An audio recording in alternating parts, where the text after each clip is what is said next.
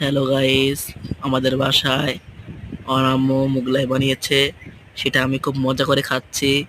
দেখুন গাইস, কতটা কালার হয়েছে আর কি, ভিতরে অনেক কিছু মিক্সার করা হয়েছে। আমার আম্মু বানিয়েছে এটা। আপনারা কমেন্টে বলবেন দেখতে কেমন হয়েছে, আর আশা করি আপনারাও বানিয়ে খাবেন। আর লাইক দিবেন, শেয়ার করবেন, সাবস্ক্রাইব করবেন। আমরা চ্যানেলে নতুন, আমাদেরকে আপনারা একটু সহায়তা করবেন এবং সাহায্য করবেন।